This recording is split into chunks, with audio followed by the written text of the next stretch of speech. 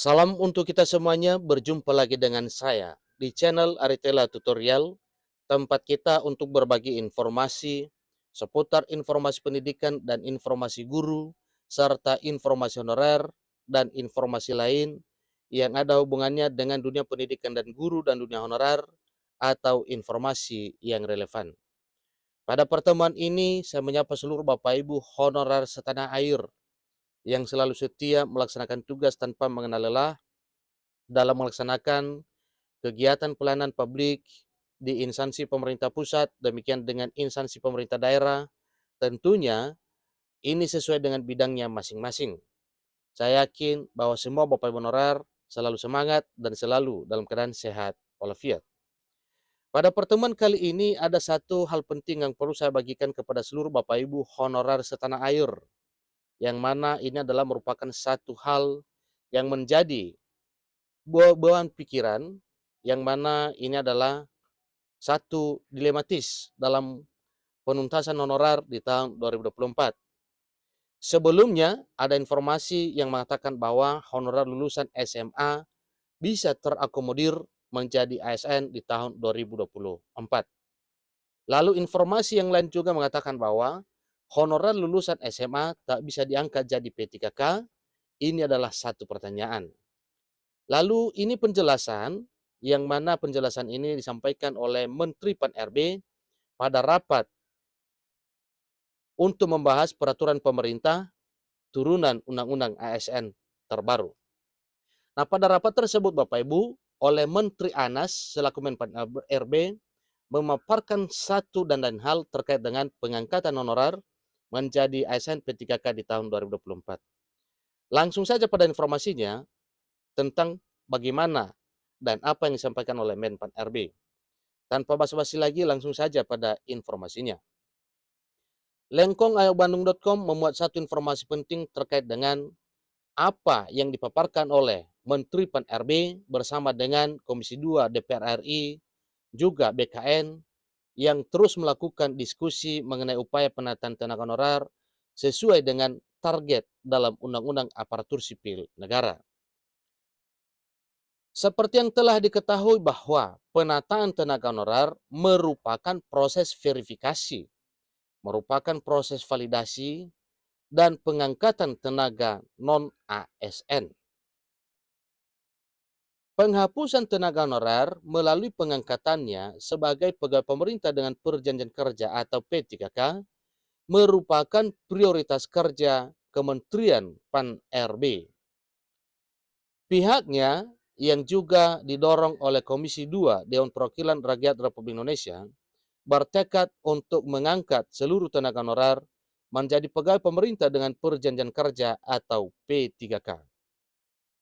Namun ada satu hal yang sedikit mengganjal, di mana Menteri Pendayagunaan Aparatur Negara dan Reformasi Birokrasi, dalam hal ini Menpan RB Abdullah Azwar Anas, menyebutkan bahwa tenaga honorer lulusan SMA belum bisa diangkat menjadi pegawai pemerintah dengan perjanjian kerja atau belum bisa diangkat menjadi P3K.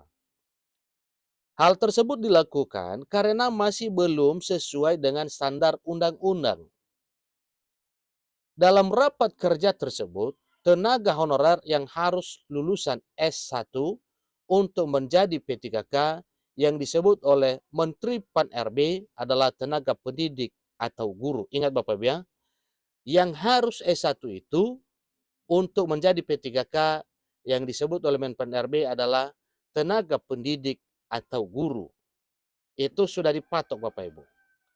Lalu bagaimana dengan yang lainnya? Apakah bisa honorer lulusan SMA? Tentu itu juga adalah satu pertanyaan yang mesti kita ketahui jawabannya. Beliau menyebutkan bahwa di desa-desa banyak yang belum dijangkau oleh P3K dan mayoritas hanyalah tenaga honorer. Karena pendidikan akhir para tendik atau guru di sana mayoritas lulusan SMA. Terhadap pendidik ini, kita temukan di desa-desa banyak yang belum terjangkau oleh P3K. Karena ada undang-undang mereka minimal S1, ungkapnya.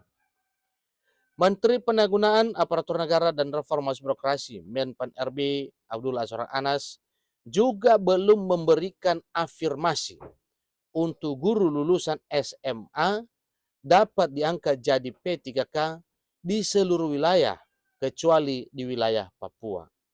Jadi ada pengecualian Bapak Ibu ya, kecuali di wilayah Papua. Berarti daerah lain itu belum tentu bisa diharapkan bisa diangkat menjadi ASN P3K 2024. Tapi untuk wilayah Papua itu adalah satu kepastian. Tetapi untuk Papua, kita beri afirmasi dan kami telah kirim surat SMA jadi P3K boleh untuk di Papua. Karena ada program strategis yang harus dilakukan di Papua lanjutnya. Dalam rapat kerja Menteri Penanggulangan Aparatur Negara dan Reformasi Birokrasi Menpan RB dan Komisi 2 Dewan Perwakilan Rakyat Republik Indonesia Menpan RB Anas juga menyampaikan satu penjelasan terkait rencana mekanisme pengangkatan tenaga honorer yang akan dituangkan dalam peraturan pemerintah turunan Undang-Undang Aparatur Sipil Negara. Tahap pengangkatan yang dipaparkan Menteri Pan RB tersebut adalah sebagai berikut. A. Melalui Kemenpan RB atau Keputusan Menteri Penanggulangan Aparatur Negara dan Reformasi Birokrasi dengan nomor 648/2023 mengenai mekanisme seleksi P3K jabatan fungsional kuota 80% untuk ex-THK 2 dan non-ASN dan 20% untuk umum. Itu poin pertama. Bagian B-nya yaitu verifikasi dan validasi oleh BPKP dan BKN terhadap tenaga honorer yang sudah terdata. Jika dinyatakan lolos, maka akan langsung dialihkan status menjadi P3K paruh waktu dan dimasukkan ke dalam platform digital untuk dievaluasi kinerjanya. Poin yang ketiga atau bagian C, yaitu jika adanya kebutuhan dan anggaran, maka P3K paruh waktu akan diprioritaskan menjadi P3K penuh waktu berdasarkan peringkat. Peraturan pemerintah turunan Undang-Undang Aparatur Sipil Negara disebutkan akan ditetapkan pada tanggal 31 April 2024 mendatang. Sebab sebelumnya juga sudah disampaikan bahwa paling lama 6 bulan setelah pengesahan RUU ASN menjadi Undang-Undang ASN, maka terbitlah peraturan pemerintah turunan Undang-Undang ASN atau yang disebut dengan peraturan pemerintah mengenai manajemen aparatur sipil negara.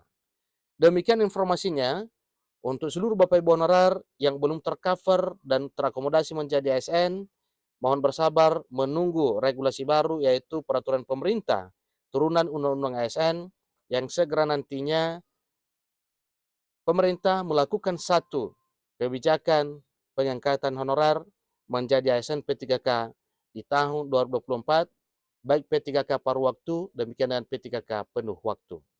Demikian, sampai ketemu pada informasi berikutnya. Terima kasih.